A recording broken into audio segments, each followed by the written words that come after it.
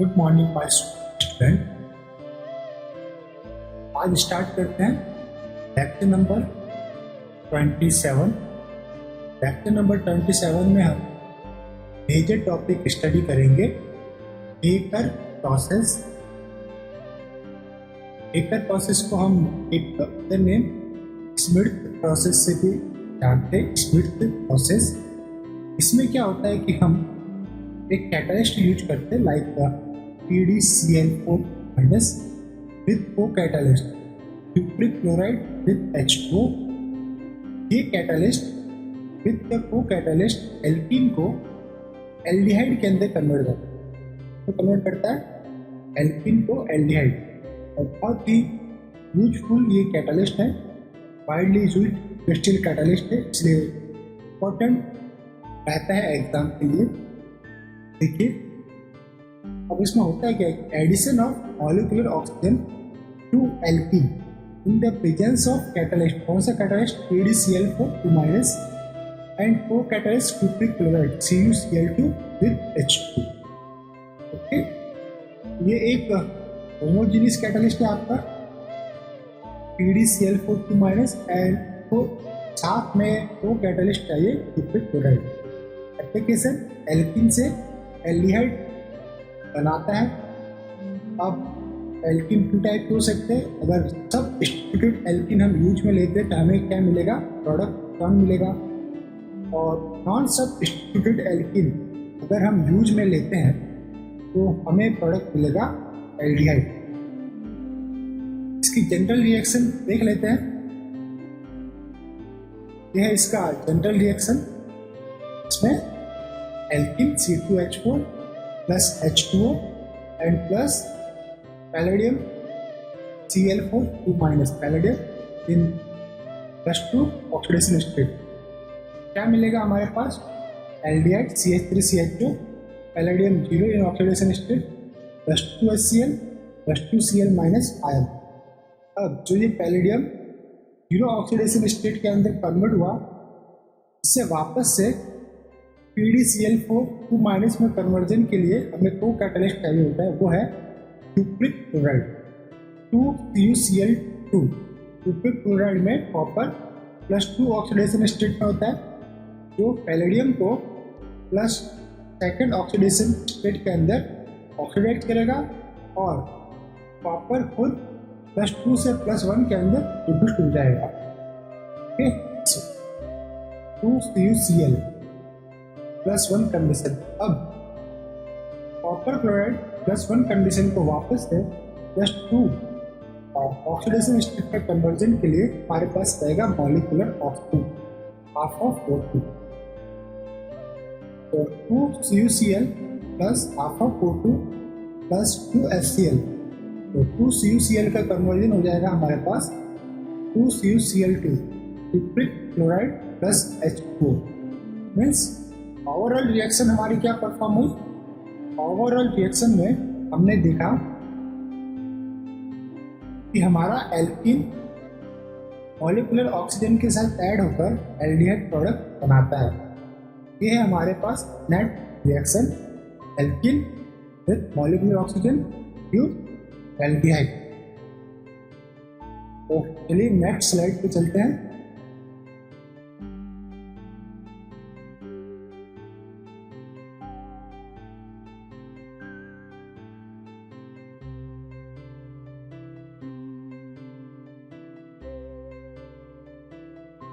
देखिए, ये था आपका PDCl4 का स्ट्रक्चर, PDCl4-। PDCl4- कैसा रहता है? ये 16 इलेक्ट्रॉन कॉन्फ़िगरेशन का कॉम्प्लेक्स है और स्क्वायर प्लानर के अंदर एग्जिस्ट करता है PDCl4। जब इसकी रिएक्शन करवाते हैं एल्कीन से, ये एल्कीन को अपने साथ कोऑर्डिनेट करता है। कोऑर्डिनेट करने से पहले, कोऑर्डिनेट करने के साथ ही एक Cl को ये एलिमिनेट करेगा और जो -2 चार्ज है उसे -1 के अंदर कन्वर्ट करके ये 16 इलेक्ट्रॉन सिस्टम में रहेगा। 8 इलेक्ट्रॉन में नहीं जाएगा। अब देख लेते हैं इसका टोटल बैलेंस इलेक्ट्रॉन एक बार चेक कर लेते हैं। तो एल्कीन लिगैंड के कारण 2 इलेक्ट्रॉन कंट्रीब्यूशन, पैलेडियम के कारण 10 इलेक्ट्रॉन कंट्रीब्यूशन, 1 2 3 3 क्लोरीन के कारण 3 electron contribution plus minus 1 charge के कारण 1 electron 2 plus 10 12 and 12 plus 3 13 sorry 15 plus 1 16 electron तो हमें 16 इलेक्ट्रॉन सिस्टम। अब है आपके पास रेखल साइक्लिक प्रोसेस, देख लेते हैं इसे।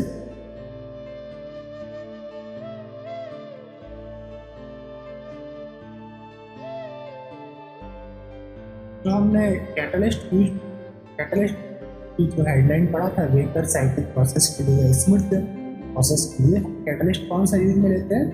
ये हमारा स्टार्टिंग कैटलिस्ट है PdCl4 2 16 इलेक्ट्रॉन सिस्टम। सबसे पहले हम इसकी रिएक्शन किससे करवाएंगे? इसकी रिएक्शन करवाएंगे एल्कीन से। इस one is starting material alkene.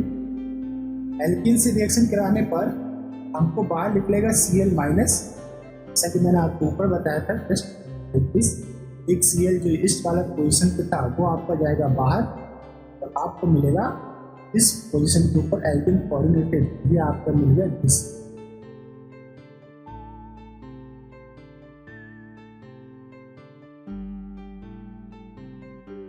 तो आपके पास मिला एक कॉम्प्लेक्स पर्टिकुलर, इसमें इस पर्टिकुलर पोजीशन पे कौन आया? एल्कीन। पर्टिकुलर पोजीशन पे आपको एल्कीन दिख रहा है। ये कितना इलेक्ट्रॉन सिस्टम है? 16 इलेक्ट्रॉन। अब हम इसकी रिएक्शन पर्टिकुलर कॉम्प्लेक्स की रिएक्शन किससे करवाएंगे? H2। हमने H2 जो यूज में लिया, ये देख रहे थे तो ये H2 यूज में लिया था।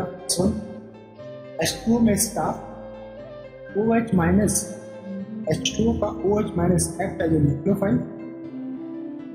एंड H प्लस तो रिएक्शन से बाहर निकलेगा। OH माइनस इस एल्कीन के टर्मिनल पर अटैक करेगा, इससे एल्कीन के दो कार्बन है like 1 and 2, 1 carbon OH minus attack करने से सेकंड कार्बन मेटल के साथ इसका डायरेक्टली बॉन्ड बन जाता है। ये आपका बनेगा किसका? पैलेडियम। ये सेकंड नंबर कार्बन हो गया आपका, ये 1 number carbon palladium CH2 then bond आपका कार्बन के लिए एक बॉन्ड ही जाएगा, फिर CH2। इसमें हमने बताया एक CH तो यहाँ पर है, सेकंड CH यहाँ पर है, तो इसका सेकंड CH है वो हाइड्रोजन के साथ पैलेडियम के साथ अगॉस्टिक इंटरेक्शन शो कर रहा है। ये कैसा है? अगॉस्टिक इंटरेक्शन आपका शो करता है, अगॉस्टिक इंटरेक्शन शो कर रहा है। और ये रह गया आपका इस 1 नंबर कार्बन के साथ आपको आप समझ सकते हैं। जस्ट ओके इस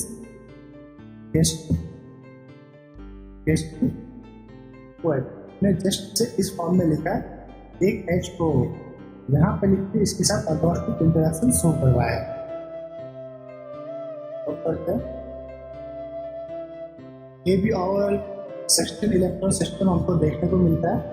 फिर 16 इलेक्ट्रॉन सिस्टम में ये जो अगॉस्टिक इंटरेक्शन वाला हाइड्रोजन था इसका होता है बीटा हाइड्राइड एलिमिनेशन, मीन्स ये कार्बन से डिटेच होगा और मेटल के साथ अटैच्ड होगा। यहाँ पे आपको देखने को मिलेगा डबल बॉन्ड फिर इस कार्बन एंड इस कार्बन, आपको क्या देखने को मिलेगा? Double bond. इसकी अभी जो मेटल के साथ सिंगल बॉन्ड से कनेक्टेड है ये फिर आपका 1 इलेक्ट्रॉन डोनर है यहाँ पे। अब बीटा हाइड्राइड एलिमिनेशन के कारण ये 2 इलेक्ट्रॉन डोनर की तरफ व्यू करेगा, लिगैंड की तरफ व्यू 2 इलेक्ट्रॉन लिगैंड की तरफ व्यू करेगा। ये हो गया आपके पास बीटा हाइड्राइड एलिमिनेशन, इस बीटा हाइड्राइड एलिमिनेशन। और ये आपके पास क्या? 2 इलेक्ट्रॉन डोनर लिगैंड, और ये अब मेटल के साथ डायरेक्टली अटैच्ड हो गया। मेटल के साथ क्या हुआ है? Directly attach. अब नेक्स्ट स्टेप पे क्या रहेगा?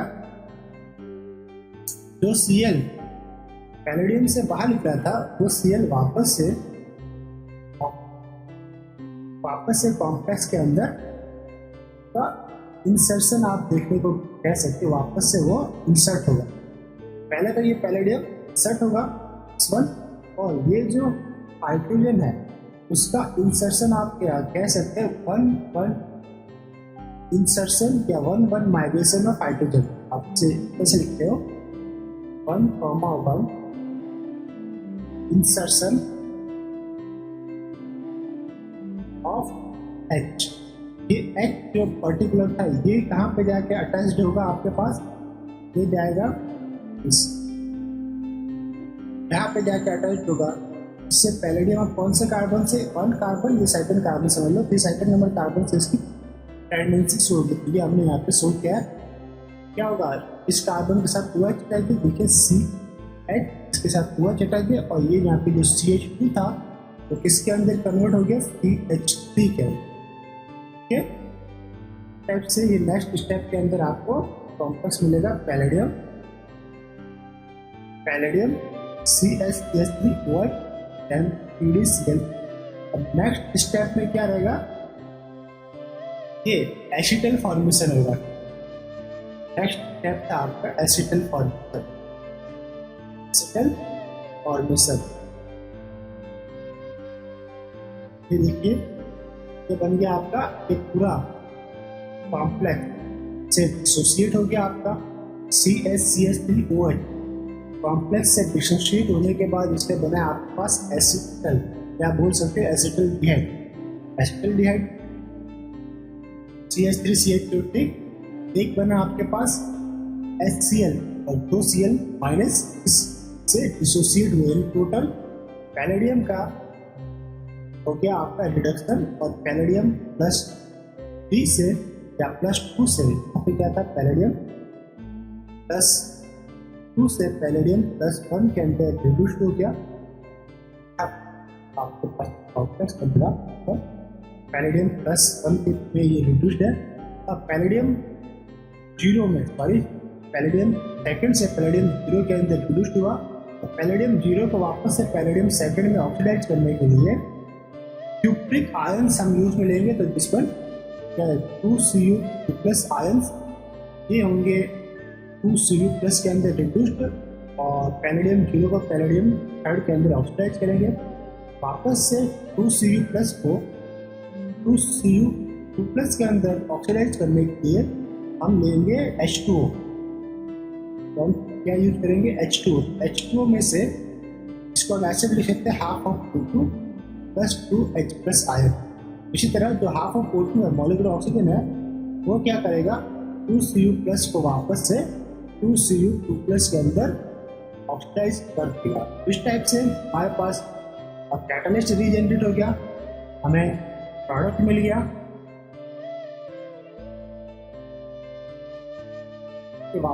करता हूँ, हमारे पास प्रोडक्ट मिल गया, या हमारे पास रहा प्रोडक्ट, या हमारे पास रहा कैटलिस्ट रीजनरेट, और एक हो गया हमारे पास जो कैटलिस्ट था वो भी हमारा रीजनरेट हो गया। इस टाइप से प्रोडक्ट भी मिला, कैटलिस्ट भी रीजनरेट हुआ, वो कैटलिस्ट भी रीजनरेट हो गया। ये व्हीकल प्रोसेस काफ़ी एफिशिएंट रहता है। अब इसके अंदर कुछ रिएक्शन स्टेप थी, वो देख लेते हैं।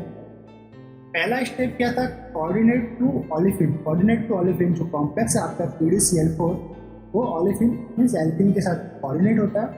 सेकंड स्टेप है nucleophilic attack of H2O and trans effect. ठीक है, क्योंकि H2O act as a nucleophile, इसका जो OH- पार्ट है वो एल्किन के ऊपर अटैक करता है, और कॉम्प्लेक्स का ट्रांस इफेक्ट होता है, ट्रांस इफेक्ट करने कोऑर्डिनेशन केमिस्ट्री के अंदर इसे स्टडी किया था। थर्ड स्टेप है इसके अंदर बीटा हाइड्राइड एलिमिनेशन होता है आपका, और वापस से जो एल्किल है वो एल्किल लिगेंड के अंदर कन्वर्ट होता है। स्टेप नंबर 4 में 1-2 इंसर्शन ऑफ हाइड्रोजन, जैसे मैंने आपको बताया था 1-2 या 1-1, 1-2 या 1-1 insertion of hydrogen. And last step में क्या था, dissociation of acetal. Complex acetal या एल्डिहाइड डिसोसिएट होगा, पैलेडियम सेकंड टू पैलेडियम 0 के अंदर रिड्यूस्ड होगा। ठीक है, फिर से पैलेडियम 0 को पैलेडियम सेकंड में रिड्यूस्ड करने के लिए वो कैटालिस्ट CuCl2+ H2 आपको यूज में करना। तो इस टाइप से ये साइक्लिक प्रोसेस व्हीकल प्रोसेस के अंदर चलता रहता है, इसके अंदर बेसिक है। अब इसकी एप्लीकेशन देख लेते हैं। Application of vehicle process like this, application of vehicle process.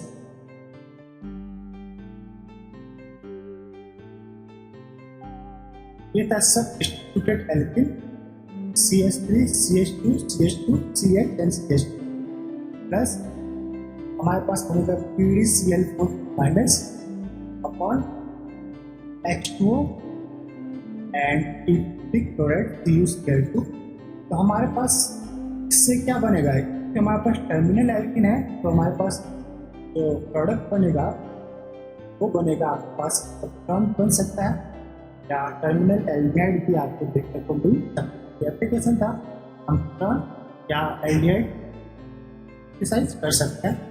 Like आपके पास एक एग्जांपल है नीचे साइक्लिक वन इज टर्न और इसके वन पोजीशन के ऊपर दिया हुआ एक कैन, यहाँ पर आपका एल तो आपका रिएक्टिव साइट है वो रहेगा दिस वन। रिएक्शन हमने कैटलिस्ट किया है PDCl4 माइनस वो एंड इलेक्ट्रिक क्लोराइड मींस ये वेकर प्रोसेस है। तो वेकर प्रोसेस के थ्रू हमें क्या देखने को मिलेगा, इस पोजीशन के ऊपर आपको देखने को मिलेगा कीटोन, तो यहाँ पे बन गया आपका कीटोन। अब हम हीट कर रहे हैं n butyl lithium. N butyl lithium act as a base और ये आपका टाइप टर्न एक सिस्टम है, तो ये क्या बनाएगा आप एल्डोल रिएक्शन आपको देखने को मिलेगी। तो 1 2 3 4 5 6 7 मेंबर एक आपको रिंग मिलेगी 1 2 3 4 5 6 7 member ring alpha beta unsaturated turn भी आपको देखने को मिल रहा है। 7 member ring aldol reaction type कौन सी रिएक्शन क्या पे परफॉर्म हुई, एल्डोल। ओके, ऑर्गेनिक रिएक्शन है। N butyl lithium proton extract करेगा, प्रोटॉन यहाँ पे एक्सट्रैक्ट करेगा, ये लिक्विफाई बनेगा, फिर यहाँ पे अटैक करेगा, वापस n butyl lithium proton extract करेगा, वापस से यहाँ पे लिक्विफाई अटैक करेगा, तो OH माइनस के रूप में बाहर निकल जाएगा। तो इस कार्बन और इस कार्बन के रूप में आपको डबल बॉन्ड देखने को मिलेगा, जो कि आपकी सेकंड प्रोडक्ट क्या बन सकता है, अगर ये ऑक्सीजन जो पार्ट ये अटैक करे आपका यहाँ पे इस जगह से प्रोटॉन एक्सट्रैक्ट हो, या तो प्रोटॉन कहाँ से एक्सट्रैक्ट हो सकता है और 1 पोजीशन से, या फिर ये 2 पोजीशन मान लीजिए, चलिए लेके A पोजीशन, चलिए लेके B पोजीशन। तो आपका प्रोटॉन या तो A से एक्सट्रैक्ट हो सकता है या B से। अगर B से प्रोटॉन एक्सट्रैक्ट हुआ तो बनेगा 5 मेंबर 1 2 3 4 5, आपका 5 पर ring। अब देखते हैं नेक्स्ट एग्जांपल है कि आपका एक स्टार्टिंग मटेरियल है। स्टार्टिंग मटेरियल की रिएक्शन करवा दिया PDCl4 माइनस, तो इसे देखने से क्या अपने तो हमारा एक्टिव साइट है वो कौन सा है, PDCl4 के लिए एक्टिव साइट रहता है एल्कीन। ये एल्कीन यहाँ पर है, यहाँ पे आपकी रिएक्शन परफॉर्म होगी PDCl4 माइनस एंड H2CuCl के कारण आपको यहाँ पे मिलेगा कीटोन। ये मिल गया आपके पास कीटोन पोजीशन पे। अब इसकी रिएक्शन करवाई आपका एन ब्यूटाइल लिथियम या LDS है, दोनों ही बेस है, तो एल्डोल रिएक्शन होगी आपके पास। एल्डोल रिएक्शन आपके पास परफॉर्म होगी। तो देखिए एल्डोल रिएक्शन में कितने मेंबर की रिंग बनेगी, या तो 5 मेंबर की रिंग पहले बनती है, 6 मेंबर की रिंग पहले बनती है। तो 1 2 3 4 5 6 में तो यहाँ बनेगा नहीं, 7 या तो 7 हो जाएगा, या फिर यहाँ से काउंट करें 1 2 3 4 5, तो 5 मेंबर की रिंग बनेगी ये पोजीशन और इस प्लेट के बीच। ये आपका सेपरेट आउट रहेगा, इस कार्बन और इस कार्बन के बीच में डबल बॉन्ड क्रिएट कर दीजिए।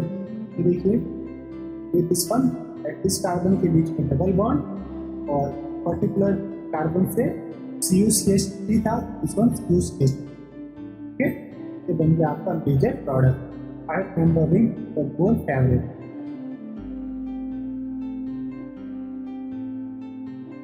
अब हमें पढ़ना है विल्किंसन कैटलिस्ट।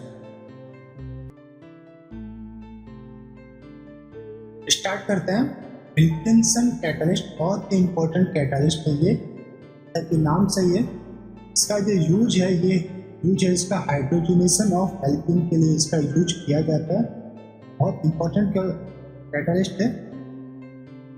अल्टरनेटिवली आपके JRF नेट एग्जाम में इससे क्वेश्चन पूछा जाता है। तो देखिए स्टार्ट करते हैं। इस कैटालिस्ट का जो फॉर्मूला है वो क्या है, रोडियम मेटल कंटेनिंग कॉम्प्लेक्स है, रोडियम Cl2ppH3 एंड ये पूरा का पूरा 3 मॉलिक्यूल 16 इलेक्ट्रॉन कॉन्फ़िगरेशन में ये रहता है। It is use for hydrogenation of alkene and decarbonylation reaction. It means कि एल्कीन का हाइड्रोजनेशन कर सकते हैं इन द प्रेजेंस ऑफ H2 अगर हम यूज में ले रहे हैं, और कैटालिस्ट के साथ अगर हम H2 यूज में नहीं ले रहे तो ये डीकार्बोनिलेशन रिएक्शन भी परफॉर्म कर सकता है। मीन्स आपके रिएजेंट में से CO को बाहर निकाल सकता है। तो कुछ इसकी कैरेक्टरिस्टिक्स है, लाइक ये 16 इलेक्ट्रॉन सिस्टम है, D8 कॉन्फ़िगरेशन में रहता है, रोडियम नॉर्मली D9 रहता है, D9 फैमिली का मेंबर है, बट रोडियम +1 ऑक्सीडेशन स्टेट के कारण ये D8 है। रोडियम +1 ऑक्सीडेशन में लो स्पिन कॉम्प्लेक्स है, डायमैग्नेटिक नेचर में रहेगा एंड स्क्वायर प्लानर कॉम्प्लेक्स है। जितने भी कैटालिस्ट है वो 16 इलेक्ट्रॉन कॉन्फ़िगरेशन में रहते हैं। फिर इसका एप्लीकेशन था एल्कीन टू एल्केन के अंदर, एंड एल्काइन को भी ये सिस एल्कीन के अंदर ये कन्वर्ट करता था। और सेकंड एप्लीकेशन आप इसे देख सकते हो कि डीकार्बोक्सिलेशन रिएक्शन को ये परफॉर्म करता है। जनरल रिएक्शन क्या है इसके अंदर, जनरल रिएक्शन लाइक हमारे पास ये एक एल्कीन है RCH डबल बॉन्ड CH2, फिर हमने लिया H2 हाइड्रोजन, इसका हमने करवाया रिडक्शन RHCl2PPH3, हमारे पास बन गया RCH2CH3।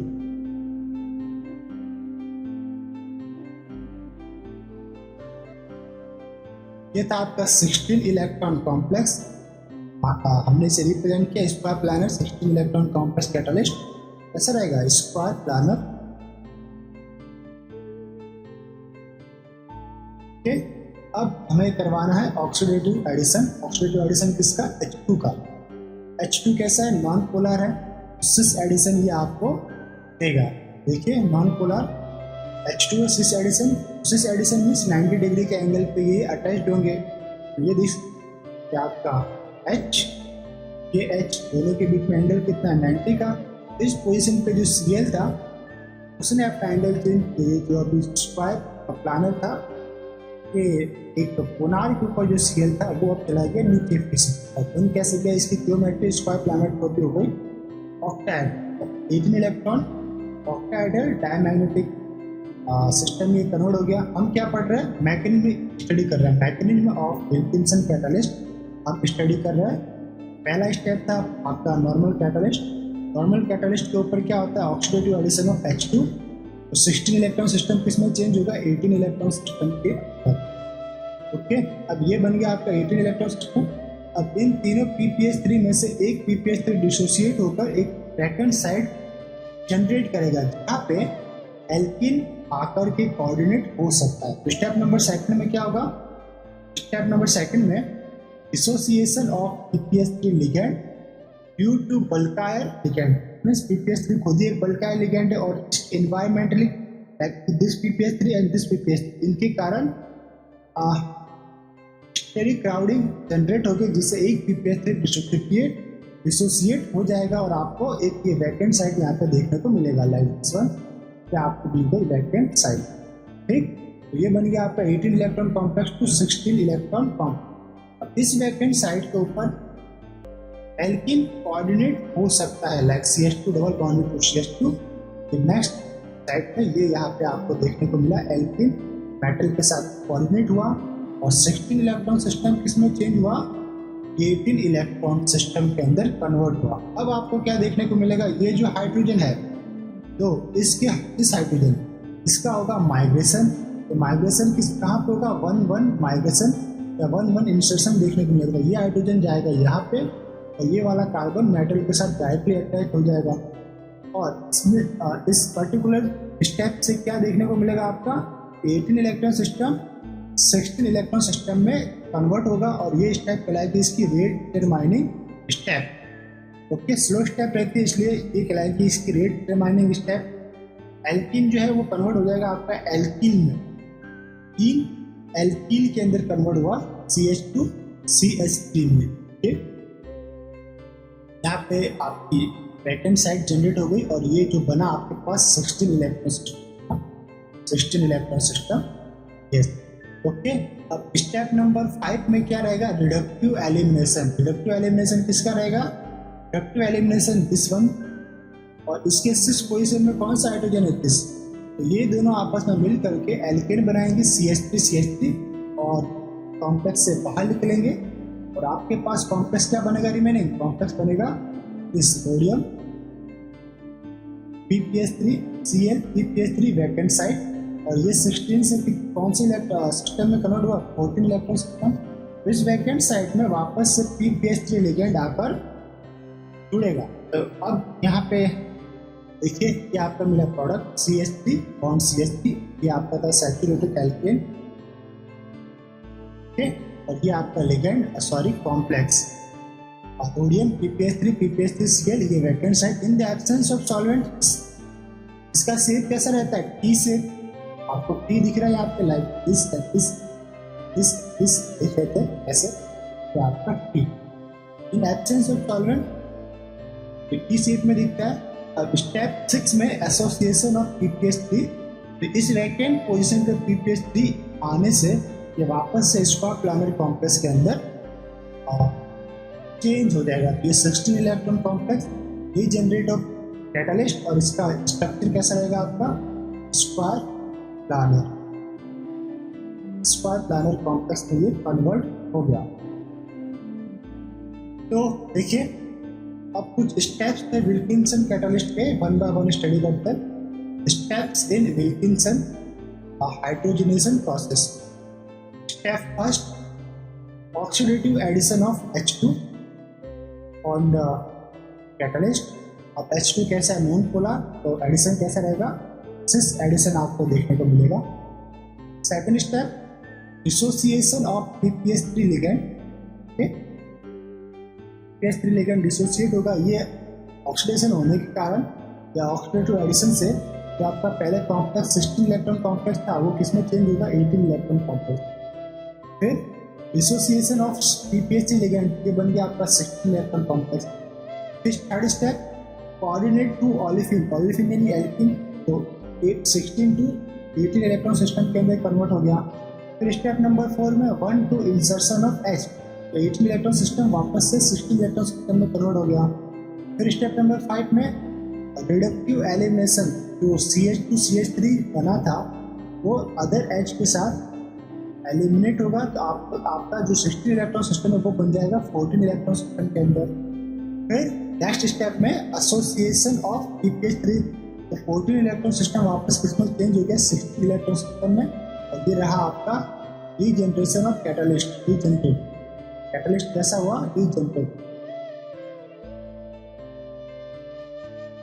Regenerate of catalyst. अब आपको हम उसका नेक्स्ट पार्ट है वो था विल्किंसन हाइड्रोजनेशन का सेकंड मैकेनिज्म। ये जो हमने मैकेनिज्म में देखा, इससे एक अलग मैकेनिज्म भी कई साइंटिस्ट ने प्रोवाइड करवाए थे, उसे भी हम पहले स्टडी कर लेते हैं। देखिए जो हमने मैकेनिज्म में पढ़ा उसमें जो फर्स्ट स्टेप था हमारा, फर्स्ट स्टेप क्या था? Addition of oxidative addition of H2। But second mechanism में या सेकंड टाइप ऑफ मैकेनिज्म में पहले PPH3 लिगेंड का डिसोसिएशन होगा ड्यू टू बल्काइनेस या और स्टेरिक क्राउडिंग। देखिए यहाँ पे सोडियम का हमने एक ओपन स्ट्रक्चर ड्रॉ किया, this RH is attached to Cl, this attached to P, और P के साथ 3 PH फिनाइल ग्रुप 1 2 3। इसी तरह ये सेकंड P के साथ 3 PH, थर्ड P के साथ 3 PH। तो ओवरऑल आपके कॉम्प्लेक्स में मोर स्टेरिक क्राउडिंग देखने को मिल रही है। यहाँ पे क्या लिख सकता हूँ मैं? मोर स्टेरिक क्राउडिंग।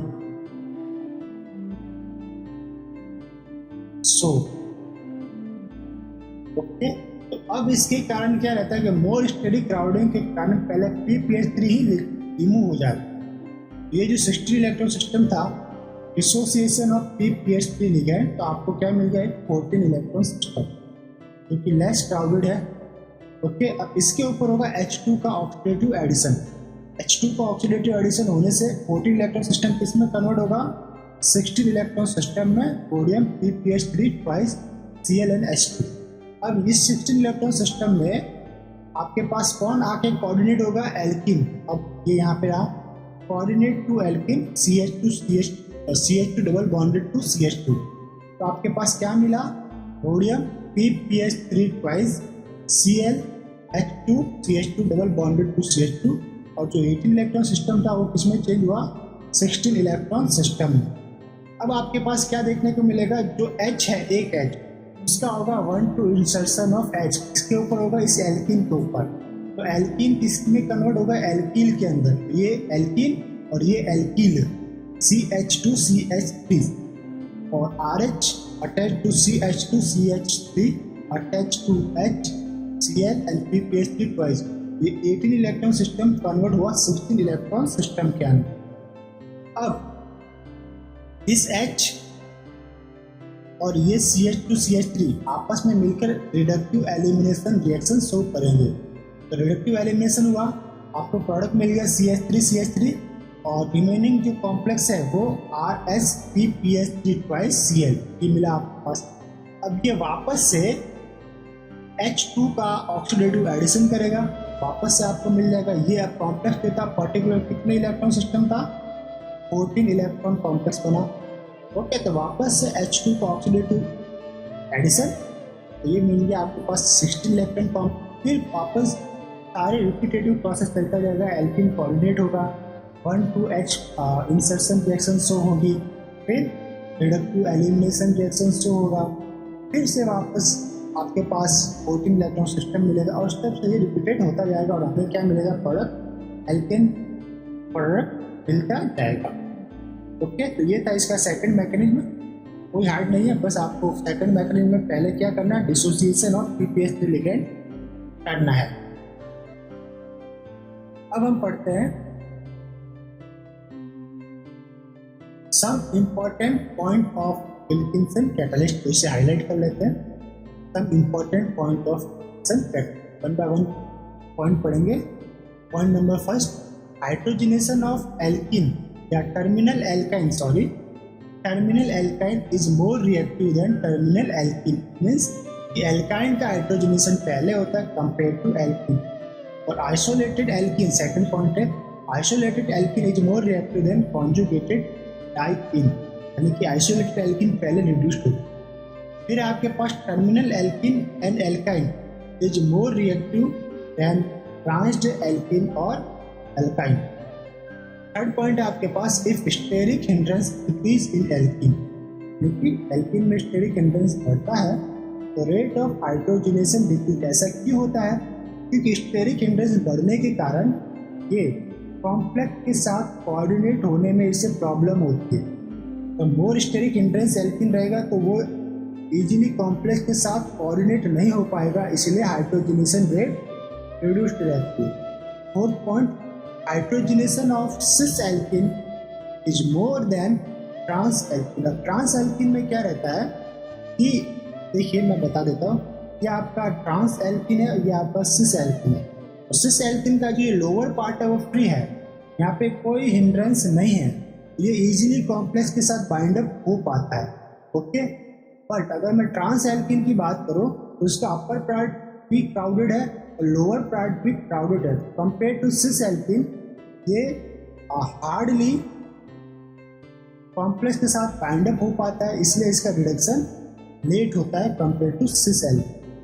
फिफ्थ पॉइंट है हमारे पास, alkene having polar group. It means alkene के साथ कोई पोलर ग्रुप अटैच्ड है, like OH, like CN, like SH, तो वो एल्किन पर्टिकुलर मोर रिएक्टिव हो जाती है compare to without polar group alkene से।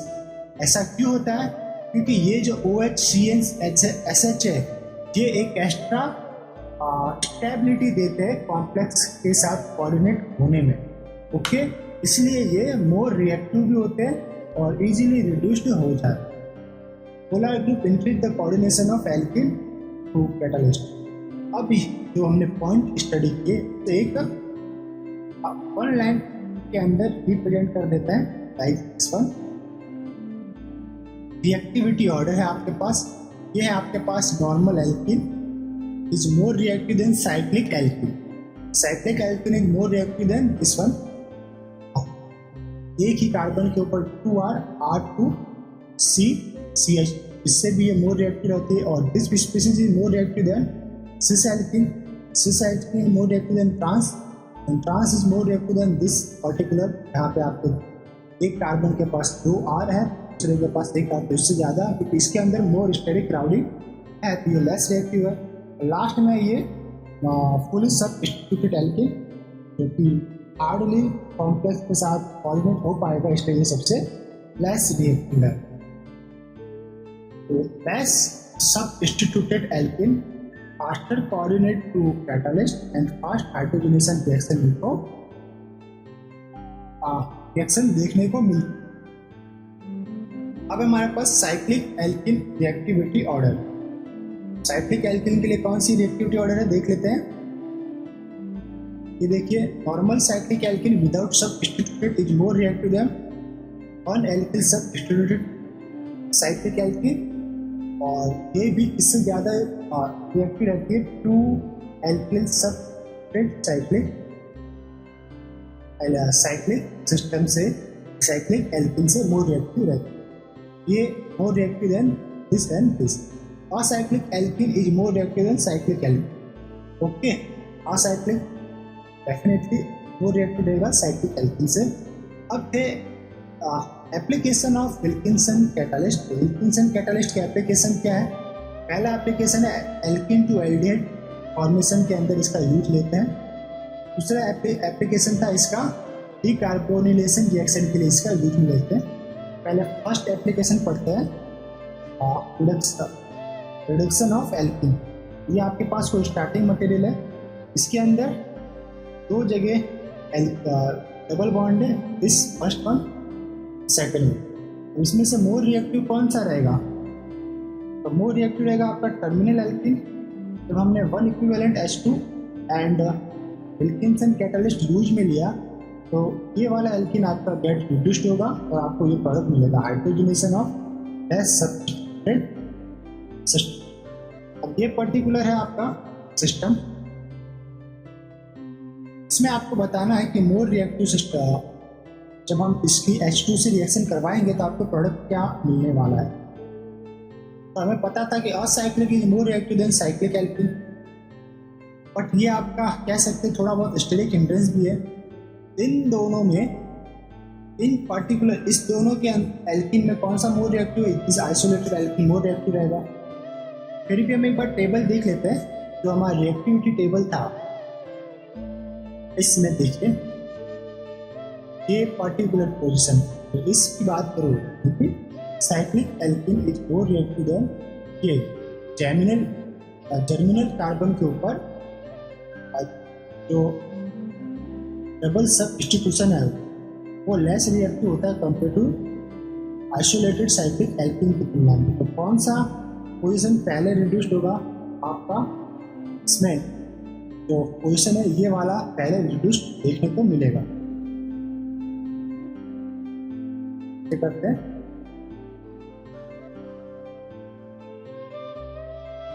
यहाँ पे बना लेते हैं।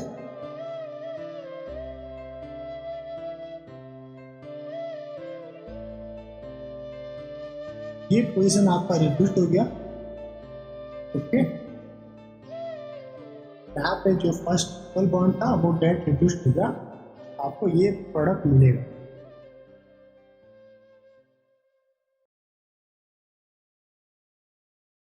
अब देख लेते हैं हमारे पास एक अदर स्टार्टिंग मटेरियल है, इसके बारे में स्टडी करते हैं। स्टार्टिंग मटेरियल को एनालाइज कीजिए ध्यान से।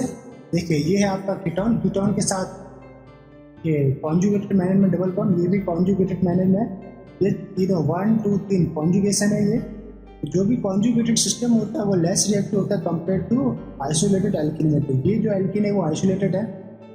अगर हमने H2 यूज किया और रोडियम कैटालिस्ट या विल्किंसन कैटालिस्ट यूज किया तो हमको क्या मिलेगा?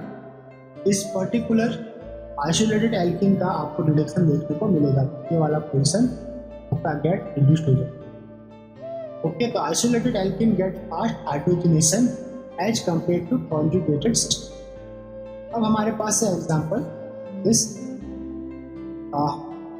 क्या आपका पास this one कॉन्जुगेटेड सिस्टम है, देखिए आपका आइसोलेटेड सिस्टम है, H2 से हमने रिएक्शन करवाई तो हमें क्या देखने को मिला, सोडियम Cl3PH3 और 3 मॉलिक्यूल आपको मिलेगा। ये आइसोलेटेड सिस्टम आपका गेट रिड्यूस्ड हो जाएगा, पोजीशन आपका रिडक्शन देखने को मिल रहा है। अब देखते हैं इसके अंदर एल्कीन एंड एल्काइन का भी ये रिडक्शन करता है। अब अगर दोनों एक साथ आपके रिएजेंट में दे रखे हो, सबसे पहले कौन रिड्यूस्ड होगा, एल्काइन आपका गेट फर्स्ट रिड्यूस्ड होगा। Alkyne is faster hydrogenate compare to L, तो this one Wilkinson catalyst H2 और आपके स्टार्टिंग मटेरियल में दोनों ये एल्किन और एल्काइन, तो आपका एल्काइन का रिडक्शन हुआ और ये बन के एल। ओके, इसी तरह एग्जांपल ये आपके स्टार्टिंग मटेरियल में एल्किन भी है, एल्काइन भी है और हमने विल्किंसन कैटलिस्ट यूज किया, तो विल्किंसन कैटलिस्ट के द्वारा तो हाइड्रोजन एल्काइन के ऊपर अटैच होते हैं, उनका फेस कैसा रहता है, वो सिस एडिशन शो कर, क्या करते हैं हमेशा याद रखिए, सिस एडिशन शो करेंगे। क्योंकि मेटल का जो कैटलिस्ट का जो सरफेस है, लाइक ये आपका कैटलिस्ट सरफेस हो गया, सपोज ये एक कैटलिस्ट सरफेस है, कैटलिस्ट सरफेस पे हाइड्रोजन इस टाइप से बाइंड अप होता है, ठीक। तो ये हाइड्रोजन जो आपके पास एल्काइन है, ये एल्किन है, उसके एक ही, जैसे ये एल्किन है तो एल्किन के यहाँ पे अटैक करेगा और ये यहाँ पे अटैक करेगा, एक ही फेस में दोनों एग अटैक करते हैं, इसलिए वो कहलाता है उसका सिस एडिशन, सिस एडिशन। तो एल्काइन कन्वर्टेड टू एल्किन और वो भी सिस एडिशन मैनर पर। अब है आपके पास कॉम्प्लेक्स, नेक्स्ट एग्जांपल है आपके पास, ये है आपके पास स्टार्टिंग मटेरियल। अब इसमें देखिए ये आइसोलेटेड एल्किन है और इस एल्किन के अल्फा पोजीशन पे क्या जुड़ा हुआ है, एक पोलर ग्रुप जुड़ा हुआ है। और हमने बताया था आपको कि अगर किसी एल्किन के साथ कोई पोलर ग्रुप अटैच है तो वो मोर रिएक्टिव होता है कंपेयर टू अदर एल्किन, क्योंकि पोलर ग्रुप मेटल कॉम्प्लेक्स के साथ कोऑर्डिनेशन की एक्टिविटी को बढ़ा देता है। तो polar group attach to alkene get fast hydrogenated as compare to isolated, तो हमको मिलेगा H2 सोडियम Cl3PH3, ये आपका कैटलिस्ट हो गया। तो ये वाला पोजीशन आपको गेट रिड्यूस्ड देखने को मिलेगा, ये पोजीशन आपको रिडक्शन इसमें देखने को मिलेगा। अब आपके पास एक एग्जांपल और भी है, ये सारे के सारे प्रीवियस ईयर क्वेश्चन सॉल्यूशन हम कर रहे हैं, क्या है, प्रीवियस ईयर क्वेश्चन सॉल्यूशन। जितने भी एग्जांपल ले रहा हूँ सारे किसी न किसी एग्जाम में आपके पूछे गए हैं, यहाँ पे मैंने ईयर मेंशन नहीं किया है, बट ये सारे किसी न किसी एग्जाम में आपके पूछे गए हैं। तो देखिए ये एक एल्किन है और दूसरा एल्किन, इसके अल्फा पोजीशन पे पोलर ग्रुप है, तो डेफिनेटली ये पोजीशन आपको पहले रिडक्शन देखने को मिलेगा। तो रिडक्शन के बाद ये पोजीशन हो जाती है आपकी रिड्यूस्ड, ओके, ये एज टाइप, तो बन गया आपका प्रोडक्ट। अब आपके पास एग्जांपल दिस, ये स्टार्टिंग मटेरियल है, T2 से T2 के द्वारा हमें इसका रिडक्शन करवाना और कैटलिस्ट है विल्किंसन कैटलिस्ट। तो दो आपके फेस से, या तो ये वाला या ये वाला, अब वन इक्विवेलेंट यूज कर रहे हैं तो डेफिनेटली वन फेस ही रिड्यूस्ड हो पाएगा। तो रिडक्शन कौन से फेस का हो रहा है, दिस वन फेस का हो रहा है, और एडिशन कैसा होगा, सिस एडिशन होगा, तो ये होगा सिस एडिशन के अंदर रिडक्शन, यानी कि डी और ये डी दोनों सेम फेस के अंदर एग्जिस्ट होंगे, अपर फेस में तो अपर फेस में एग्जिस्ट।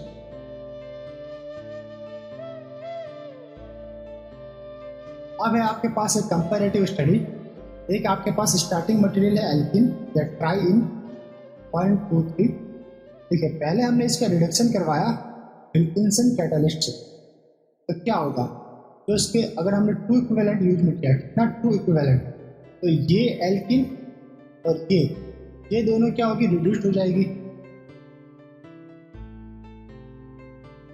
और बीच वाला मोर स्टेडी क्राउडिंग में, तो बीच वाला तो डेफिनेटली लेस रिएक्टिव रहेगा, ये रिड्यूस नहीं होगा। या फिर क्या हो सकता है, विल्किंसन कैटलिस्ट एक काम और करता है कि अगर मैं H2 को ज़्यादा यूज ना करूँ, क्या ना करूँ, H2 यूज नहीं करूँ, ओनली सिर्फ कैटलिस्ट यूज करूँ RHCl3PH3, तो इस सिस्टम का जो ये तीनों के तीनों डबल बॉन्ड आइसोलेटेड है, इसको ये कॉन्जुगेटेड मैनर के अंदर कन्वर्ट करेगा और आपको मिलेगा टेट्राईन। ओके, ये आपका बेंजीन सिस्टम हो जाएगा टेट्राईन के थ्रू। ओके, ये क्या करेगा, आइसोमराइज भी करता है। विदाउट H2 ये आपके सिस्टम में डबल बॉन्ड को आइसोमराइज कर देता है। अगर मैं इस पर्टिकुलर स्टार्टिंग मटेरियल की H2 एंड PDC से रिडक्शन कराऊँ तो तीनों के तीनों डबल बॉन्ड गेट रिड्यूस्ड होंगे और आपको मिलेगा सिस डेकालीन। और इस जंक्शन पॉइंट है जहाँ पे कार्बन दो रिंग फ्यूज हुई है, वहाँ पे जो हाइड्रोजन है वो सिस मैनर में ये अटैच्ड होंगे। H और H दोनों सेम फेस में।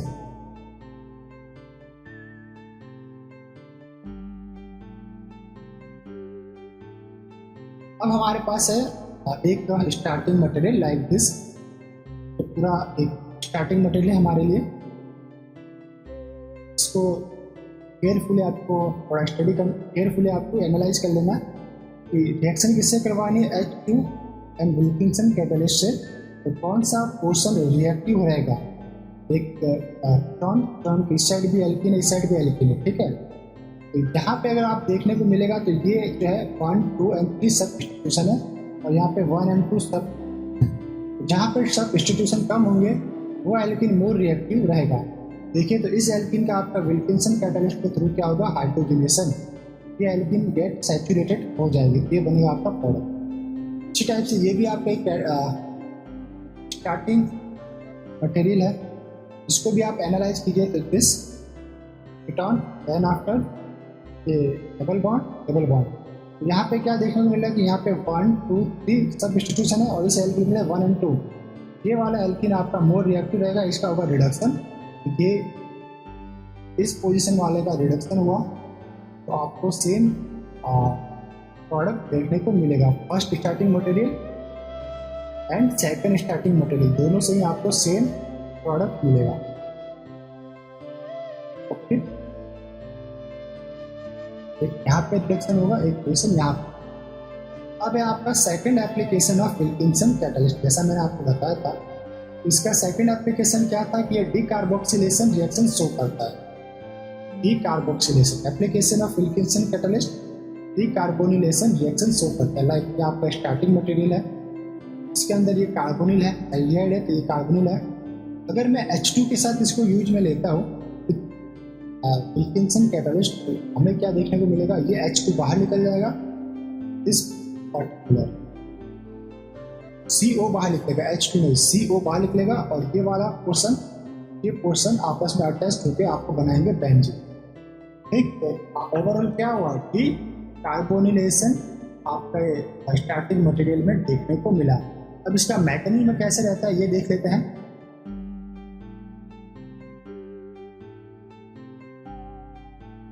मैकेनिज्म स्टडी करेंगे।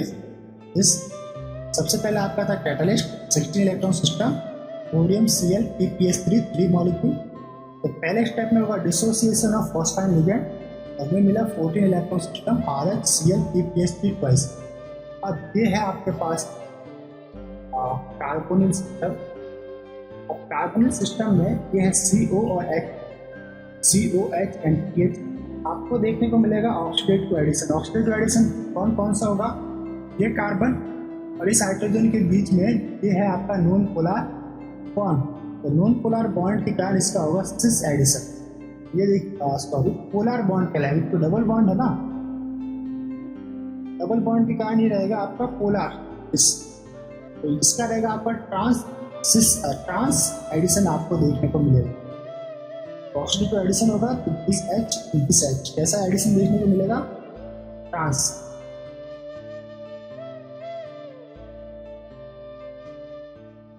एडिशन। अगर कार्बन सैचुरेटेड होता तो वो आपका नॉन पोलर बॉन्ड कहलाता, उस कंडीशन में सिस एडिशन रहता। बट ये carbon double bonded to oxygen होने के कारण इस कार्बन की और इस हाइड्रोजन की जो इलेक्ट्रोनेगेटिविटी डिफरेंस है वो ग्रेटर देन 0.5 रहेगा, इसलिए ये पोलर बॉन्ड होने के कारण इसका ट्रांस एडिशन आपको देखने को मिला। फिर आपका था रिंग इंसर्शन। रिंग इंसर्शन कौन सा था, ये पर्टिकुलर देखिए मैं बताता हूँ। ये आपका पीएच, बेंजीन रिंग है तो पीएच जो है अभी इस जो पार्टिकुलर एसाइल ग्रुप है, कह सकते हो इसको असाइल ग्रुप, मेटल के साथ सिंगल बॉन्ड से अटैच है।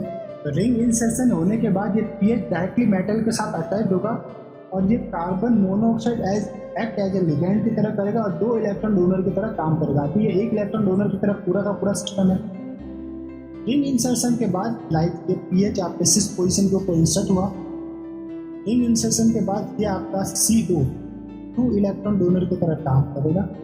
अब 16 इलेक्ट्रॉन सिस्टम किस में कन्वर्ट हो गया, 18 इलेक्ट्रॉन सिस्टम में कन्वर्ट हो गया।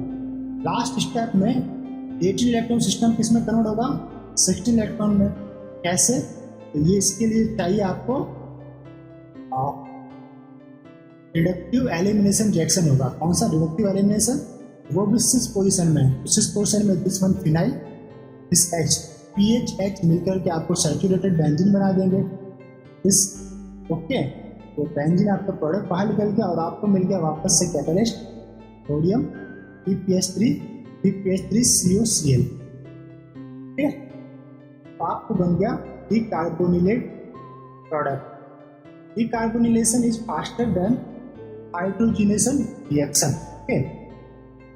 डिकार्बोनिलेशन रिएक्शन जब आपको करवानी होती है तो आपको कैटलिस्ट के साथ H2 यूज में नहीं लेना होता। H2 आपको यूज में नहीं लेना। अगर H2 यूज में लेंगे तो फिर वहाँ पे रिडक्शन होने के चांस रहते हैं। तो अगर किसी रिएक्शन में विल्किंसन कैटलिस्ट दिया है बट H2 साथ में नहीं दिया, तो वहाँ पे ये देखना है कि क्या हमारे स्टार्टिंग मटेरियल के अंदर कार्बोनिल एग्जिस्ट करता है।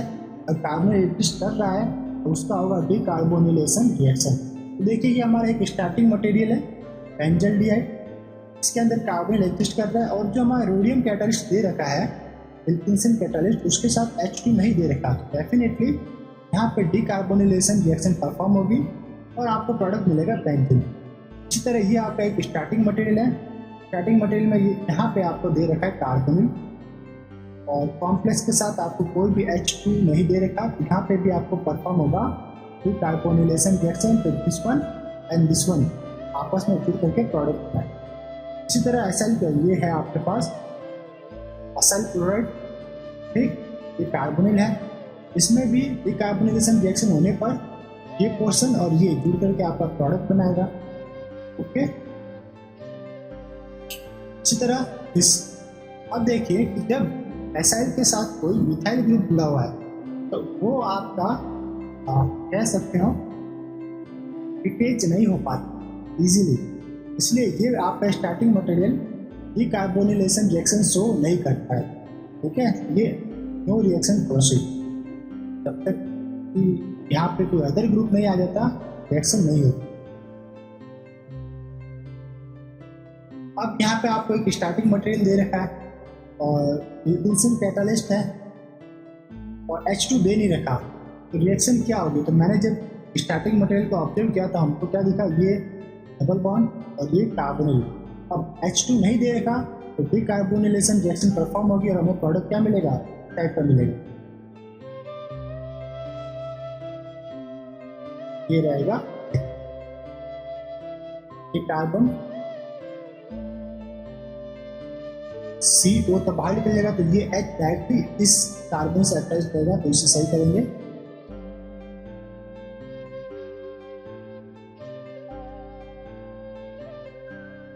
ओके, इस 1 2 कार्बन है, 1 and 2 सेकंड के साथ ये H अटैच होगा, फिर ये सेकंड के साथ H अटैच। अब है आपके पास एक एग्जांपल या क्वेश्चन समझ लीजिए। इसे क्या दे रखा है कि ये आपका स्टार्टिंग है मटेरियल है आपके पास, इसके अंदर डबल बॉन्ड कौन से 1 2 एंड 3 कार्बन, ये तो आपके पास कॉन्जुगेशन में, ओके। इसका रिडक्शन होगा नहीं। और एक आपके पास डबल बॉन्ड है दिस वन आइसोलेटेड मैनर के अंदर, और सोडियम या विल्किंसन कैटलिस्ट के साथ आपका H2 दे रखा है, डेफिनेटली रिडक्शन होगा डबल बॉन्ड का। कौन सा डबल बॉन्ड का होगा, तो वो रहेगा आपका आइसोलेटेड डबल बॉन्ड का रिडक्शन होगा। इस आइसोलेटेड डबल बॉन्ड का हुआ रिडक्शन और आपको मिल गया ये प्रोडक्ट। इसी टाइप से एक एग्जांपल हमने आपको दे रखा है करने के लिए। देखिए ये आपके पास स्टार्टिंग मटेरियल है, इसमें कौन कौन सा रिएक्टिव फेस है। तो रिएक्टिव फेस की बात करूँ, एक तो ये डबल बॉन्ड है और एक ये कार्बोनिल। अगर मैं H2 साथ में ले रहा हूँ तो डेफिनेटली ये डबल बॉन्ड का होगा रिडक्शन। प्रोडक्ट क्या बनेगा, हमारे पास प्रोडक्ट बनेगा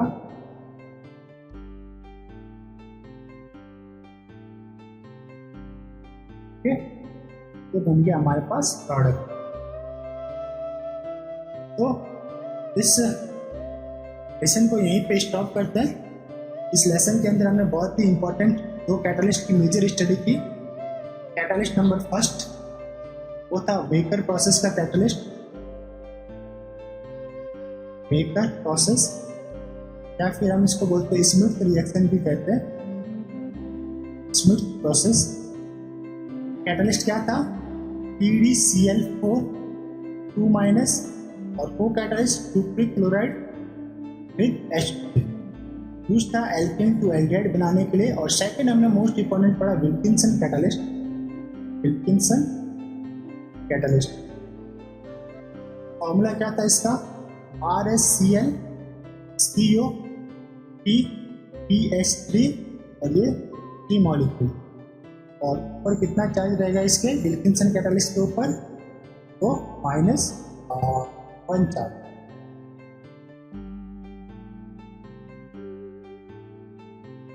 देख लेते कितना इलेक्ट्रॉन सिस्टम रहेगा ये, 16 9 + 1 10 एंड 2 आपके पास रहेगा 10 + 2 12 एंड 3 × 6 18 इलेक्ट्रॉन। तो क्या रहेगा 18 इलेक्ट्रॉन सिस्टम। विल्किंसन कैटलिस्ट में ये CO आपका एक डिसोसिएट हो जाता है, आपका क्या रहता है वापस ओवरऑल RSCl आपका एक्टिव कैटलिस्ट की तरह ये काम करता है, एक्टिव कैटलिस्ट। फिर हमने क्या क्या पढ़ा था, इसको कोई माइनस की रहेगा। फिर हमने क्या पढ़ा था वो चेक करते हैं। हमने पढ़ा एप्लीकेशन मैकेनिज्म और विल्किंसन कैटलिस्ट। मैकेनिज्म कितनी टाइप की थी, इसकी 2 टाइप की मैकेनिज्म थी। फर्स्ट टाइप की मैकेनिज्म इसमें PPS3 जो है वो लास्ट स्टेप में डिसोसिएट होता था,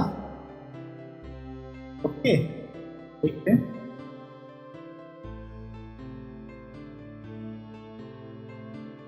यस, ये थी आपकी फर्स्ट टाइप की मैकेनिज्म। इसमें जो PPS3 का जो डिसोसिएशन था वो बाद में होता था। और सेकेंड टाइप की जो हमने रिएक्शन मैकेनिज्म में पढ़ा था उसमें क्या था, PPS3 वो पहले फर्स्ट स्टेप के अंदर डिसोसिएट होता था। ये था आपके पास, जस्ट मैं बता देता हूँ आपको।